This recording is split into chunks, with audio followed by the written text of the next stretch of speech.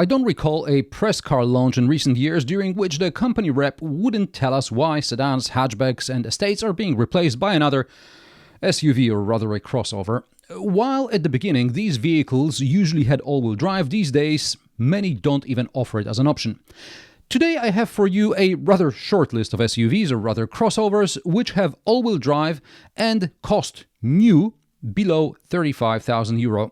How many do you think are there? Let's find out.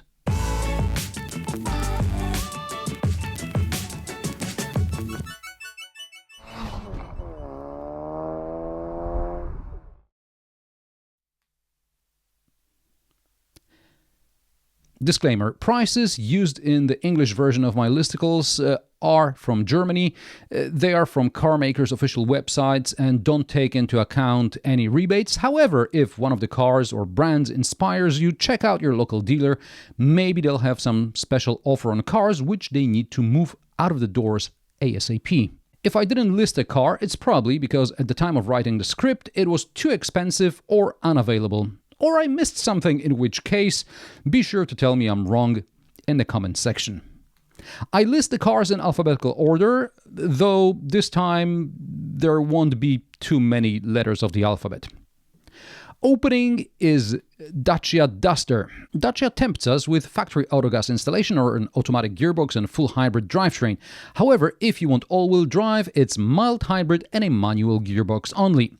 Price for that drivetrain configuration starts at €24,650, and that's a steal by today's standards. For €500 extra in total, you can get the winter package with heated steering wheel and heated seats, and seat height and lumbar adjustment, support adjustment, as well as a spare wheel. All this for €500. And you have a great car to drive around your farm, I guess. But even if you choose the top spec, tick all the major options and add some clip-on or U-clip accessories, you're still driving out of the showroom for less than €30,000. Now, positives. It's hard to find a more interesting looking new car with all-wheel drive in this price range. The interior is spacious for what is basically a B crossover. The negatives. Many people would pay extra just to get a diesel, and then Dacia would not be able to keep up with selling new Dusters. After D, there is nothing until we get to S, like SsangYong, and here we have two cars to choose from, the Tivoli and the Corando.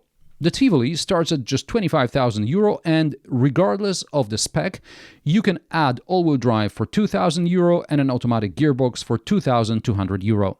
Same thing with the Corando. It starts at €31,500 and you pay €2,000 for all-wheel drive and €2,200 for automatic. In both cases, under the bonnet, you get a 1.5-liter turbo petrol producing 163 horsepower. The automatic gearbox and all-wheel drive are independent of each other. In most brands these days, you have to choose one or the other, and they're restricted by trim levels. Other positives: go for the lowest equipment versions because their low price helps turn a blind eye to all the negatives. Subaru Crosstrek, formerly known in Europe as the XV, is a brilliant car, but not in Europe, where it gets a lackluster engine which can't cover up the fact the CVT isn't anybody's favorite choice either. This combo means the Eurospec Crosstrek is an absolute dog to drive. However, priced at just below €35,000, it fits the bill. Also, the cockpit is a joy to interact with, as there are still many physical controls. Subaru all-wheel drive is known for its robustness when the going gets tough. And look at it this way: with a Subaru, your parents will stop nagging you about grandkids. Suzuki has 4 vehicles which sort of make it on the list. 2 are small, but one is very off-road worthy. The smallest and the cheapest on the list is the Ignis. An all-grip all-wheel drive version starts at €21,860. Since Stellantis axed the Fiat Panda 4x4, the Suzuki Ignis is the only small all-wheel drive car which fits on narrow alpine roads. It may not be a rugged off-roader, but with good set of tires, it will hold its own in the mountains, where its tiny dimensions play to its advantage. Also, the Ignis has a relatively practical interior. The sliding rear seat means more space for luggage without having to make the passengers walk behind the car. Although it may turn out they will have to push. But at least the car is light, so they won't be very tired. Another Suzuki on the list is the Vitara. All-wheel drive with a manual gearbox means you're getting a mild hybrid at €30,250. It's the cheaper and safer choice. All-wheel drive with automatic gearbox pushes you into a full hybrid, which unfortunately is not a Toyota transplant like in the Suzuki Sways. The Suzuki full hybrid is just terrible, and you can watch my full review to find out what's wrong with it. Otherwise, the Vitara is a fine example of a decent car for a relatively sensible price. I know everything is expensive these days. There are no surprises, but there are also no luxuries.